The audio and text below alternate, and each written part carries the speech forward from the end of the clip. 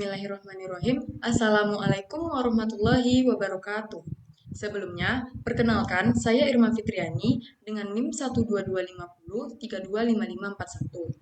Pada kesempatan kali ini, saya akan menjelaskan tentang dua subdomain atau dua bagian dari COVID 2019, yaitu APO 14 Manage Data dan BAI 01 Manage Program.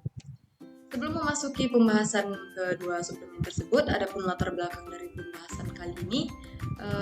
Pengelolaan data dan proyek teknologi informasi sangat menjadi aspek penting bagi organisasi untuk mencapai tujuan bisnis.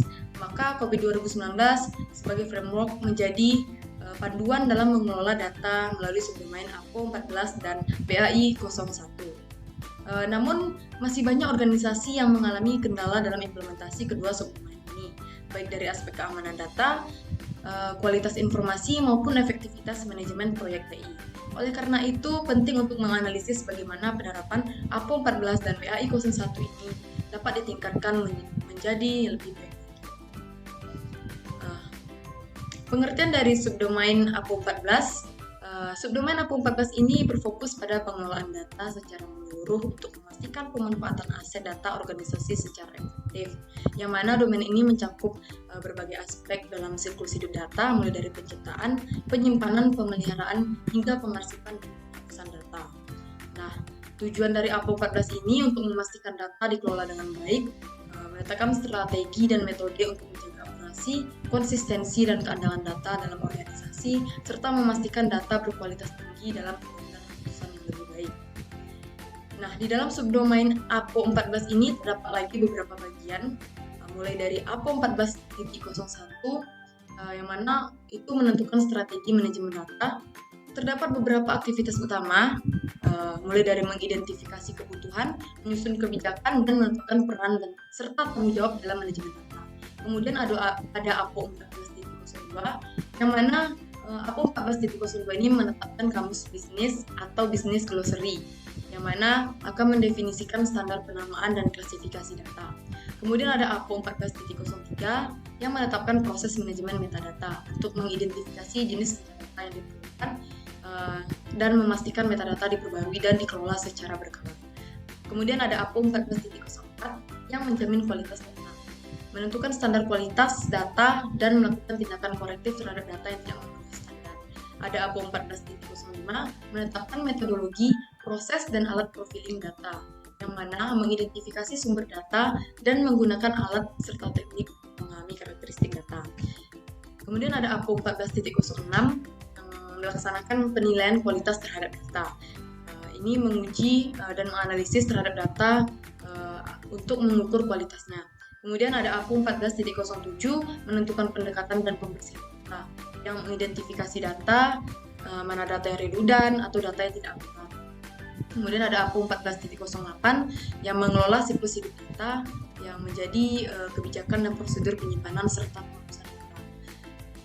Ada APO 14.09 yang menyediakan pengarsipan dan penyimpanan data, yang mengembangkan sistem pengarsipan agar akses ke data yang lama lebih cepat. Kemudian APO 14.10 mengelola cadangan dan pemulihan data untuk menetapkan kebijakan percadangan data secara berkala.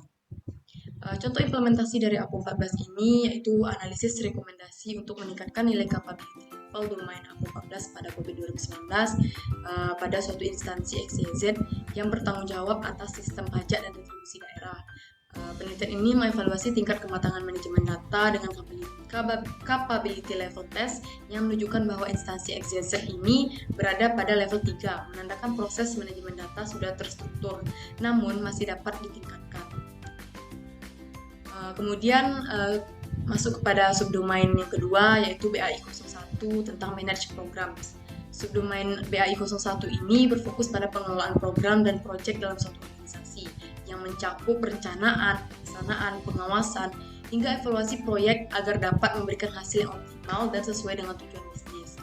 BAI 01 ini menekankan koordinasi antara pemangku kepentingan, penggunaan sumber daya yang efisien, serta mitigasi risiko dalam proyek TI, yang mana tujuannya untuk memastikan bahwa setiap proyek yang dijalankan itu mendukung tujuan strategis organisasi, memastikan penggunaan sumber daya manusia, keuangan yang efisien dalam setiap proyek, mengembangkan sistem pemantauan dan evaluasi, serta melakukan evaluasi pasca proyek untuk menemukan pelajaran yang bisa diterapkan pada proyek mendatang. Kemudian di dalam subdomain BAI 01 ini juga terdapat beberapa lagi. Ada BAI 01.01 yang merupakan standarisasi manajemen program, yang mana nanti standar manajemen program itu disesuaikan dengan yang terbaik, menyesuaikan pendekatan dengan kebutuhan organisasi, dan mengimplementasikan proses serta teknologi dalam mendukung manajemen program. Ada BAI 01.02 yang menginisiasi program. Kemudian BAI 01.03 mengelola keterlibatan pemangku kepentingan, yang mana di sini akan mengidentifikasi dan menganalisis pemangku kepentingan serta membuat dan menyusun laporan atau strategi komunikasi yang melibatkan pemangku kepentingan. Ada BAI 01.04 pengembangan dan pemeliharaan rencana program, yang mana untuk menyusun anggaran program, menentukan sumber daya manusia, dan membuat jadwal dan milestones project. Kemudian ada BAI 01.05 yang meluncurkan dan mengeksekusi program untuk melaksanakan program sesuai rencana serta melakukan pemantauan terhadap setiap tahap eksekusi. Dan yang keenam ada BAI 01.06 melakukan pemantauan dan pelaporan, yang mana melakukan review berkala dan analisis hasil yang dibandingkan dengan tujuan yang telah ditetapkan. Kemudian ada BAI 01.07 untuk pengelolaan kualitas program, yang mana menetapkan standar kualitas, melakukan pengujian dan validasi hasil program, serta mengambil langkah perbaikan jika ditemukan penyimpangan dari standar. Kemudian BAI 01.08 pengelolaan risiko program, mengidentifikasi potensi risiko dan menyusun strategi serta melakukan pemantauan risiko secara berkala. Dan yang terakhir ada BAI 01.09 penutupan program, di mana di sini melakukan evaluasi terhadap pencapaian program, mendokumentasikan dan melakukan komunikasi penutupan program ke seluruh pemangku kepentingan. Contoh dari implementasi BAI 01 ini yaitu peningkatan tingkat kapabilitas atau capability level tata kelola TI menggunakan domain BAI 01 pada studi kasusnya pada UPT Puskom Universitas Maliku-Saleh, yang mana BAI 01 ini dalam tata kelola teknologi informasi di UPT Puskom Universitas Maliku-Saleh berperan sebagai pusat pengelolaan TI Universitas.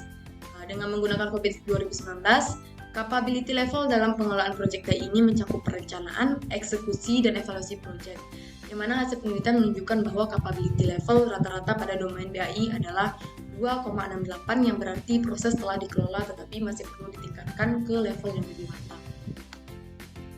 Baiklah, terima kasih. Sekian presentasi yang dapat saya sampaikan. Semoga bermanfaat.